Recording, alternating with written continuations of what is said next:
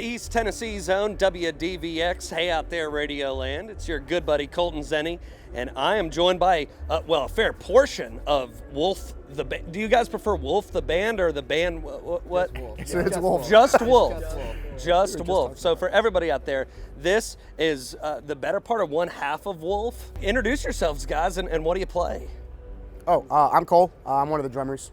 I'm Dylan, and I do most of the vocals, and I play guitar. I'm Josh, harmonies and background.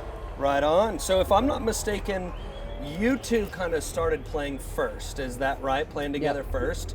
I know you guys first came onto my radar, I think like a lot of people, just seeing you guys tearing up Dead Tunes and Allman Brothers and other things like that, on reels. But I want to get everybody up to speed. So kind of walk us through the formation and the evolution of the band to this point. Okay, I'll try to simplify this as much as possible because it's actually been kind of complicated. But I was on I don't know where I was. I think probably Texas or Arkansas or something on vacation. And I was scrolling through Instagram and I met a mutual friend who used to play with us. And I got in contact with him. He lived close. We started playing. I got in contact with Josh. And then we kind of just kept playing until we met the lineup we have now. And yeah. Right on. When this was I met you in August of 2022, but we didn't officially play our first gig until January of 23. Yeah. And how old were you guys at the time? 16, I think. Yeah. Right on. Right on. And then sort of the band kind of formed together after that, playing throughout the Virginia area. Now you two are in school, right? I am. Yeah. He's fishing. That's even better. Playing music, having fun, fishing. I am not the school type of person. Right on. Well, you're the music type of person. Hell yeah. And you've got a band that has some age differences. So you're... Yeah, I'm 27. I've been in the band about a year now. They approached me after Jake joined the Coast Guard. So they hit me up, and it was like within a month, they were like, "We're going on the road, by the way." I was like, "Oh, okay." Yeah, So Nashville was my first show with these guys, and it was a blast. It's been a blast ever since. I think you had like one practice with us. A single practice. A single practice with us to get up. I think it was like a week tour, and how long was the practice? Maybe 2 hours. 2 hours, and it was practicing a set that I wasn't even playing. Oh yeah, You guys were playing. Songs. It was just songs. Yeah, we was didn't just have songs. anything collectively together. We kind of just said, hey, we might play these songs. And also the first gig we said, Sugar Legs also sitting in with us. From Daniel Oh, Donato, man. right. Shout out Sugar Leg. Man. Yeah, Sugar Legs Dude, also. I mean, how good is that? I wonder what it's like sort of having to join a band quickly and get up. Well. Did you know a lot of the catalog? There were definitely some stuff, right? There were definitely some Dead ones that were like, okay, this is familiar. I've been playing in jam bands and stuff around Virginia Beach and just jamming, but there were some Fish ones, some Allman ones that I was like, I don't think I know these. Admittedly, I'm not super well versed on. I wasn't super well versed, but pick it up quick. And some of the originals too were. They're weird. We had a 10-hour ride, and I spent about 8 of those hours just like with the earbuds on. Like, what is this an 11? Is this an 11? Like, it's an 11-8. And I was just trying to navigate it, but it all worked out. Yeah. So let's talk about music a little bit, and I want to learn a little bit about your guys' musical background and your musical sort of upbringing. Did you all grow up playing your instruments? And I also want to know some of the first music that really sort of turned you on and that made you really interested in music. Sure, why not? Yeah. I've been playing drums since I was 3. I've been in bands. I grew up in Phoenix, so I had the pop punk phase. I had all this type of, it's like I'm gonna play in a metal band or whatever. But then my high school band teacher put me on to Dave Matthews, and I've been jamming, since I was like 15, 16 years old, just into this kind of stuff pretty exclusively. Right on. Yeah. What about you guys? I think my first so I started out with the piano, and I can't remember how old I was, but I played for maybe a year, and then I switched to guitar. I think I was maybe 6 and a half. My first I guess, introduction to music was actually Jimmy Buffett, which I still love. Good show. I mean, who doesn't love a little bit of Jimmy Buffett. Buffett? Come on. Gets me through the winter. It actually does. But I started taking guitar lessons for a little bit, but I did a lot of exploration with the Dead stuff. I think maybe like a year before I met you, I really started listening to the Dead. I wasn't into it. That's at all. first. That's the same with me. Like the exact same. It was just around that time where Yeah. we started. It's weird. That's weird. Yeah, I wasn't really into it at first, which is funny. I mean, I always grew up listening to it. My dad loves the Dead and all that stuff. But I never really liked it, and then it just clicked somehow. And I just watched a lot of videos, a lot of live videos, trying to understand how Garcia approaches different tunes. And yeah, I'm still trying to learn that approach today. Yeah. What about you? I started, I think, around when I was 12 or 13-ish, and I had a guitar teacher. He was a real bluesy guy, and he was the type of person to say, "Oh, you've been playing for 3 months. Come up on stage. Let's do this song real quick." And so I just grew up with listening to a lot of blues, or kind of recently grew up listening to blues and stuff, and playing open mic nights, and then kind of just all fell into place like that. So it sounds like you've got a lot of comfort on stage, like you've kind of grew up playing on stage, getting called up there. You said that with the Dead's music, with Garcia's music, at some point it kind of clicked for you. Was there a tune? What was it? A specific song, a jam? I actually don't know. I've tried to think about this myself sometimes. Like, when did I actually start liking this? I don't know. But I turned it on one day and I was like, oh, There it is. there it is. Yeah.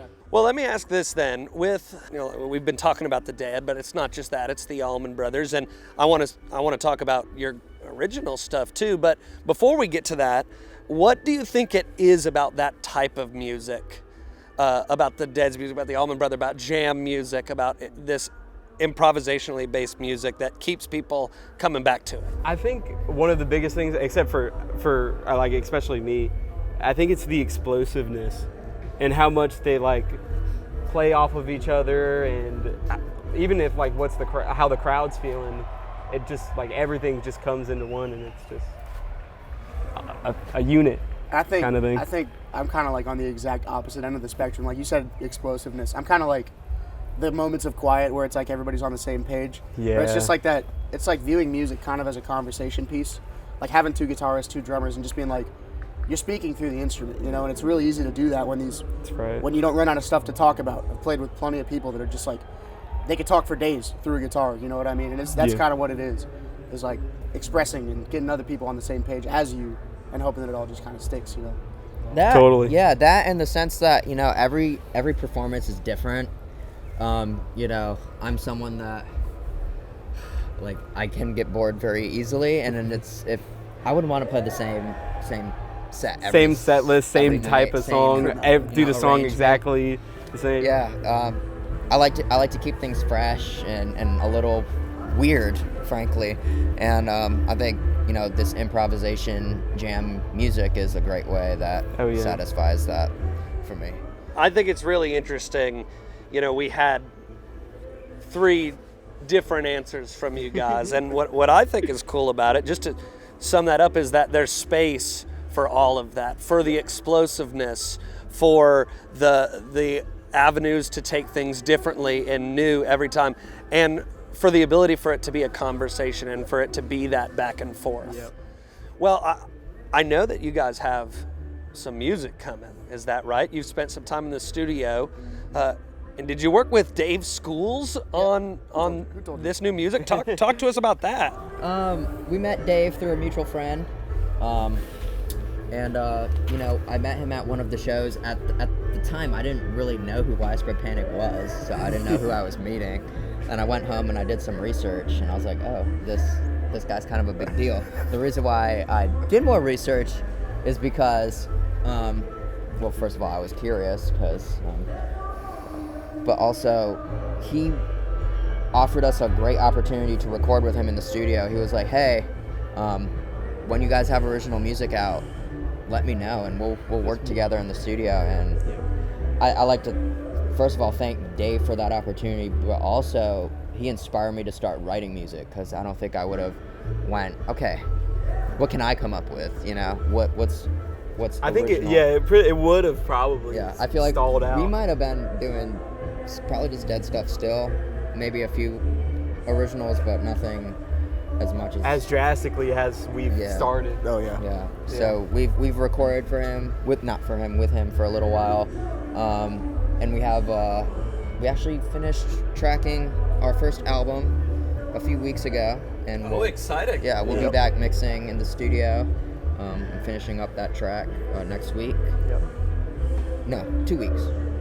Yeah. But are we tracking or are we mixing? We're mixing. We'll figure it out. We'll get Recording updates here, we have to do that. right here at the end of June for everybody who hears this later on down the line. Well, talk to us a little bit about the record then.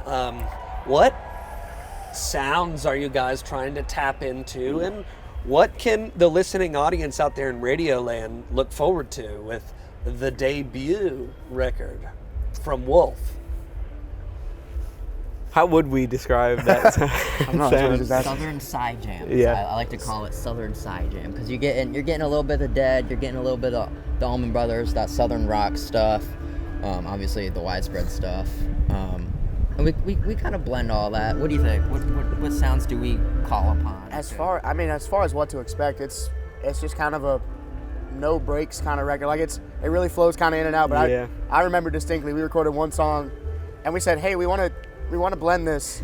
So like we quiet it out, and then we bring it back. And he was like, what do you want to do with this? He was like, oh, that song we recorded about a month and a half ago, we actually want to put that in the middle of it. And Dave thought we were out of our minds, man. He was like, we can do it, but why? And I was like, what do you mean? The point? Yeah. But I mean, that takes up, 20-something minutes of 20 minutes of airspace. That's a whole side of vinyl, man. Yeah.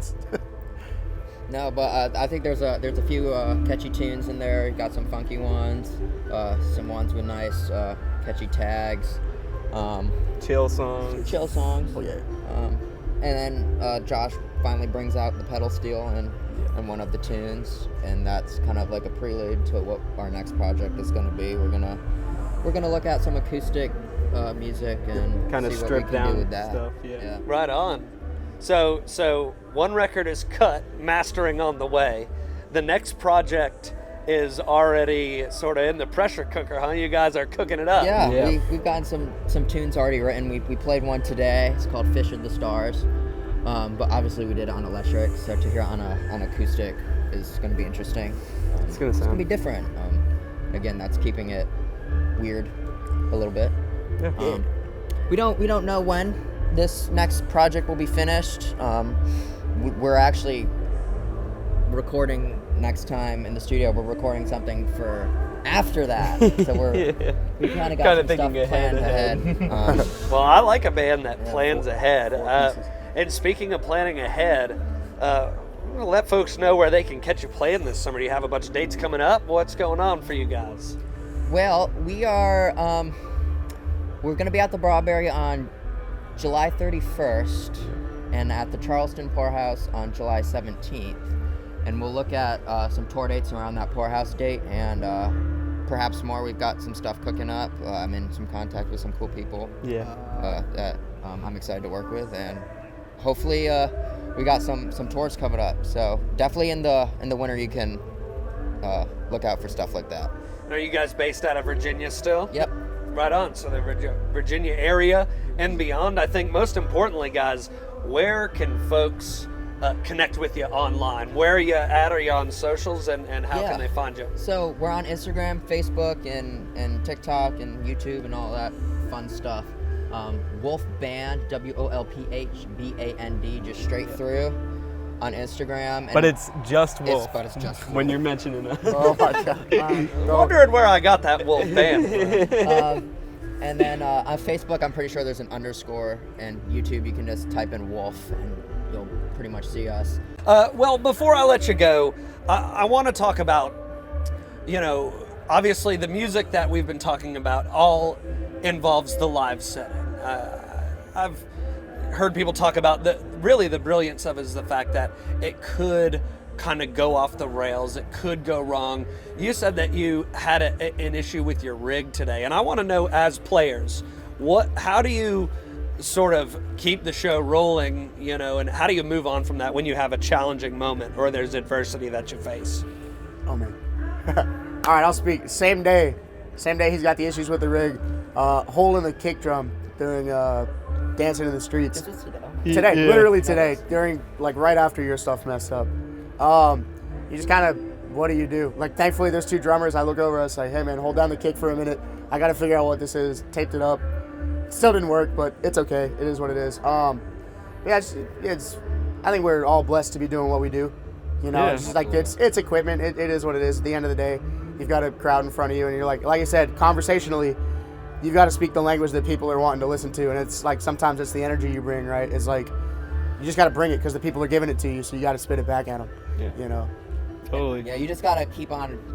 Keep on. Don't even freak out. Just Trucking.